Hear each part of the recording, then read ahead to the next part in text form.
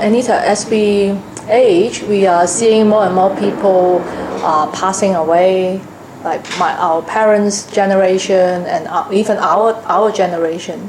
So, what do you, as a veteran, what do you have to say to someone who has just lost a loved one?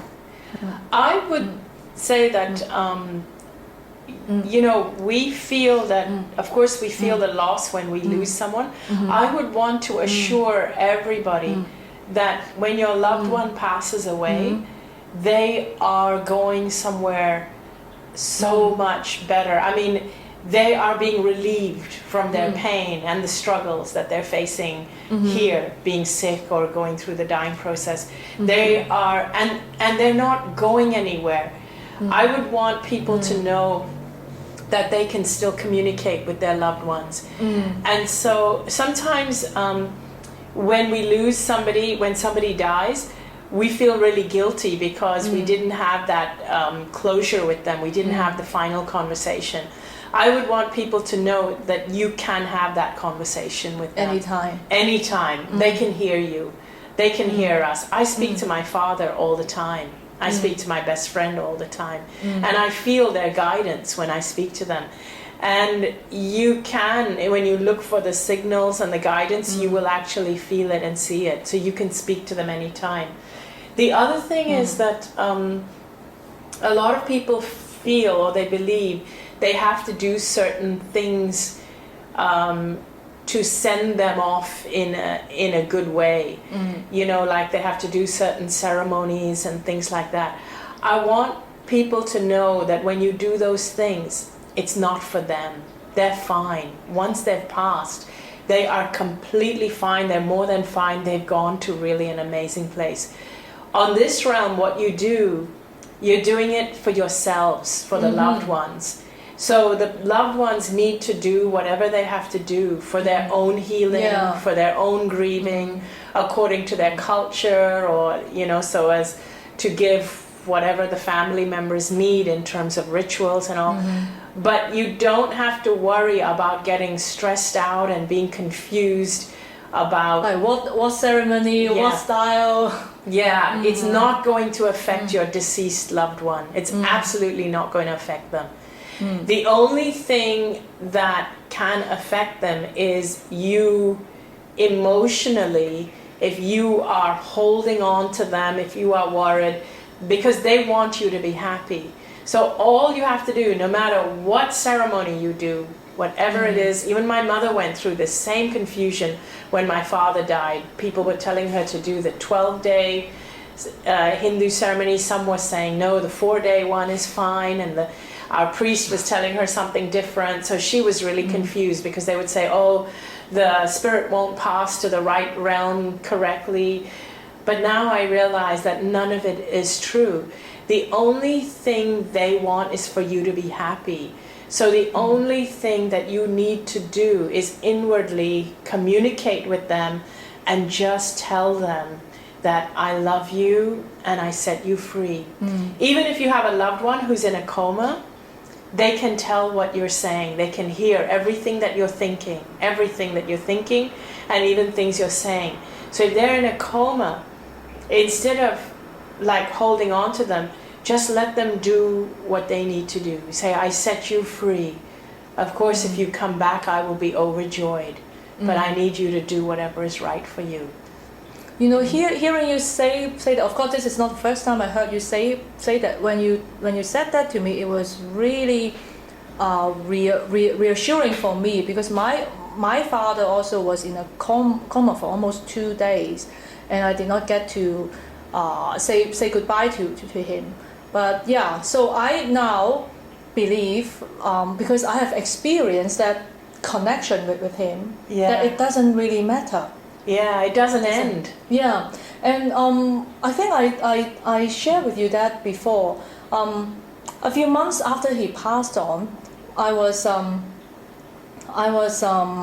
had an argument with my family members who wanted to put his ashes in an urn and put it in a proper way in somewhere, and I said no, let's respect his wishes. He wanted his ashes to be scattered in the sea, and I said let him be free.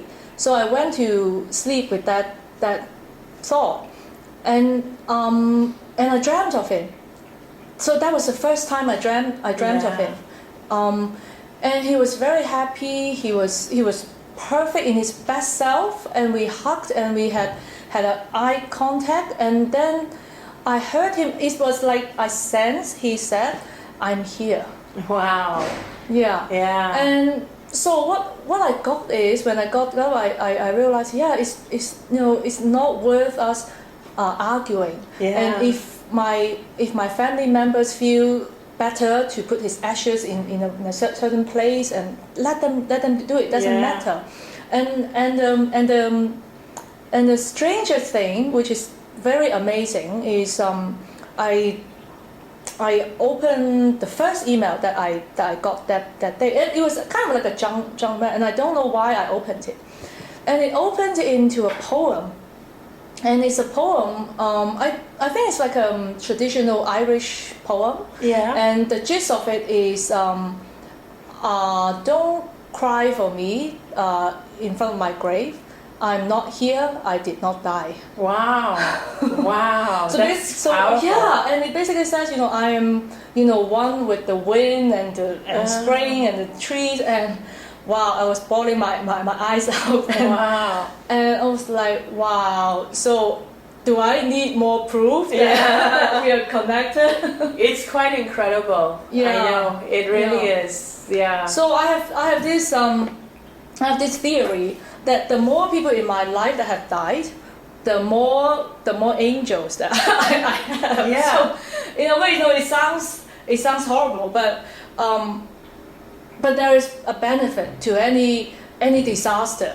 There is a positive to any negative. There is always a positive, and they never leave you. And that's the thing, they never leave you. Your father is still looking after you. I feel he's here all the time. And I feel closer to my father than when he was alive, because Same of with our me. culture, and there was just too much of a gap of, like, we just didn't get each other. Same with me. Yeah, but now I feel he loves me unconditionally. Yeah, now I feel I'm not judged by him. Now I feel I don't need to convince him. Yeah, he's just there, and he just And I'm wants the fully best for you. accepted. Yeah. Yeah, and it's funny because when they cross over, then they don't have those cultural filters and gender filters, or they don't have a race or anything, ego. It's all gone.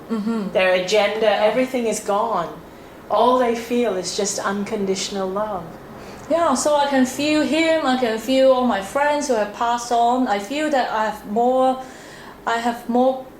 guidance. I have more wisdom because of them. And after all, if we really step back, we are not who we think we are. Yeah.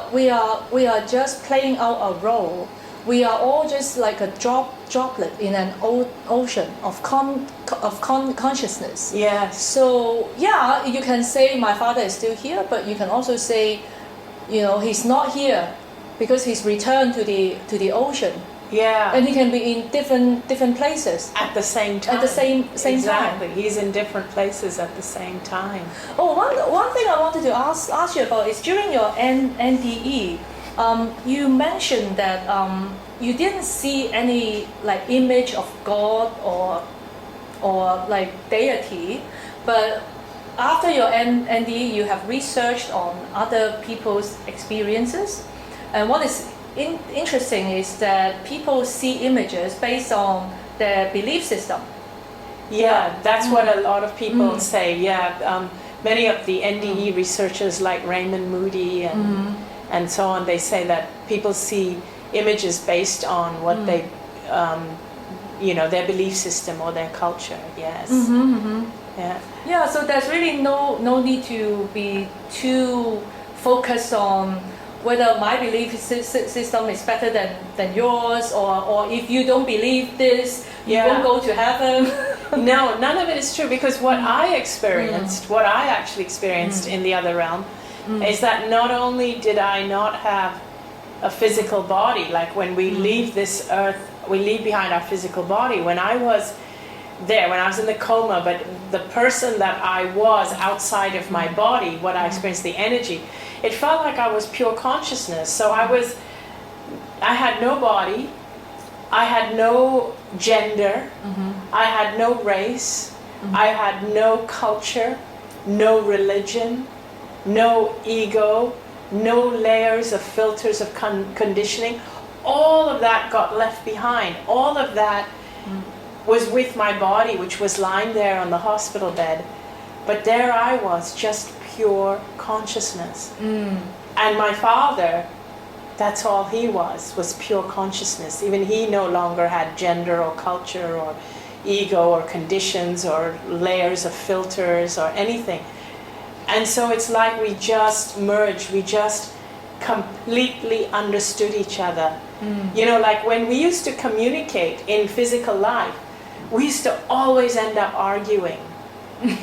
In that realm, there was no communication, was not with words. It's beyond words. And I knew that underneath all those layers, all he felt for me was unconditional love. And all I felt for him was unconditional love. So the insight of that is not to suggest that, well, let me put it that way, it's not to suggest that we wish, our living parent would be dead so that they will come and accept us, right? But the insight I can get is that when someone, whether it's parent or partner or whoever, and us get into argument or conflict, we understand that this is not who they are. Yeah. This is what they do. Exactly. Yeah. In fact, I often tell people that, the more that we communicate, talk, argue, fight, the further away we go from what we're trying to achieve. So just get silent completely. Both parties be quiet. Just be completely quiet and just look into each other's eyes. And then hug, look into each other's eyes. That's a very good advice. Yeah, and I bet you start crying. When it's someone you love. If it's like a parent, child, I don't necessarily mean child, but I mean... or teenage. Yeah, teenage, yeah. So like a mother-daughter, father-daughter, father-son, whatever. Or two partners. When you do that with each other, just look into each other's eyes. And the only thing to look for is the love in the other person. And don't say a word. Because when we say words, again, we use words to disguise what we're really feeling. We use words to cover our shame, because we want to cover ourselves up, and we feel... we use words to manipulate, to overcompensate our insecurities. But when it's silence, you can't lie. Yeah, you come back to the present. You come back to the present, and silence doesn't lie. And the silence, you just feel what the other person is feeling, and they feel what you're feeling. It's always, it's always a good reminder to just come home. It's like coming home to yourself. To ourselves. Yeah. And I remember the first time I had that feeling of coming home was many years ago when I was still working in fashion, and that was about 15 years ago, must have been. It was at my yoga class, and I remember whenever I practice at home, when I just fold forward and just let myself just be completely relaxed. It felt so good. Yeah. And so I always remember that going home or coming home place, which I imagine would be like dying. Yeah, it is actually. Would that verify that for me? Yeah, definitely. Because for me, dying felt like coming home. It really did. It was the first time in my life where I felt I was somewhere where I belonged. I completely and totally felt like I belonged, that I had come home.